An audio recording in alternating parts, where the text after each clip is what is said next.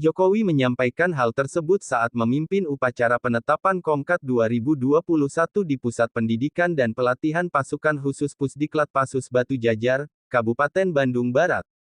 Selaku inspektur upacara, Jokowi juga melakukan pemeriksaan pasukan dengan didampingi oleh Menteri Pertahanan Prabowo Subianto. Adapun 3.103 anggota komponen cadangan yang hari ini ditetapkan terdiri dari Rindam Jaya 500 orang, Rindam 3 Siliwangi 500 orang, Rindam 4 Diponegoro 500 orang. Kemudian, Rindam Febrawijaya 500 orang, Rindam 12 Tanjung Pura 499 orang, dan Universitas Pertahanan 604 orang. Apa itu sebenarnya komponen cadangan? Komkat atau komponen cadangan adalah sumber daya nasional yang telah disiapkan untuk dikerahkan melalui mobilisasi guna memperkuat kekuatan dan kemampuan komponen utama TNI. Komkat terbagi empat bagian, Komkat sumber daya manusia, Komkat sumber daya alam, Komkat sumber daya buatan dan Komkat sarana dan prasarana. Semuanya dipersiapkan untuk bisa dimanfaatkan ketika negara dalam kondisi darurat di bawah ancaman perang, atau bencana alam. Hal tersebut seperti dijelaskan dalam UU Nomor 23 Tahun 2019 tentang pengelolaan sumber daya nasional untuk pertahanan negara. Komkat bukan wajib militer, melainkan bersifat sukarela, di mana penggunaan komponen cadangan hanya pada saat mobilisasi oleh Presiden dengan persetujuan DPR. Apabila dalam keadaan non-aktif, Komkat akan menjadi warga negara seperti biasa dengan profesinya masing-masing, misalnya ASN, mahasiswa, atau lainnya. Komkat yang telah dilantik diberikan pangkat mengacu pada penggolongan pangkat Tentara Nasional Indonesia (TNI). Pangkat ini hanya digunakan pada masa aktif komponen cadangan. Beda anggota TNI dan Komkat. Sistem pertahanan negara dalam menghadapi ancaman militer menempatkan TNI sebagai komponen utama dengan didukung oleh Komkat dan komponen pendukung.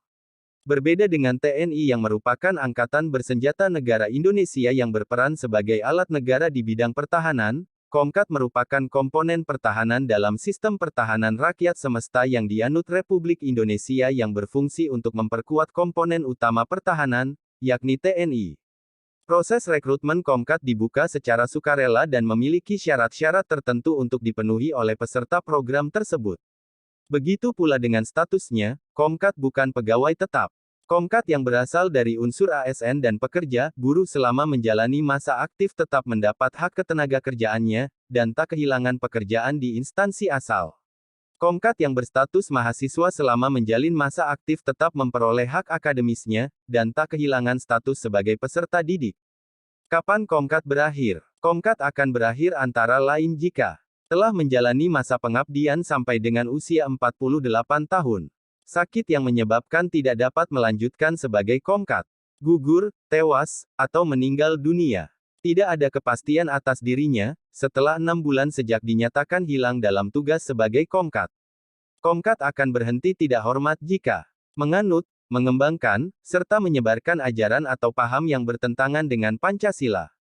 Menjadi anggota dalam organisasi terlarang berdasarkan putusan pengadilan yang telah memperoleh kekuatan hukum tetap dan/atau peraturan perundang-undangan. Melakukan tindakan yang dapat mengancam atau membahayakan keamanan dan keselamatan negara dan bangsa. Mempunyai tabiat dan/atau perbuatan yang nyata-nyata dapat merugikan disiplin. Dijatuhi pidana penjara dengan hukuman di atas 1 tahun berdasarkan putusan pengadilan yang telah memperoleh kekuatan hukum tetap. Dikritik pegiat HAM, Usman Hamid, pegiat hak asasi manusia dari Yayasan Kebajikan Publik Jakarta, menyaksikan urgensi pembentukan Komkat. Ia menilai saat ini tidak ada musuh di luar negeri yang mengancam integritas teritori Indonesia.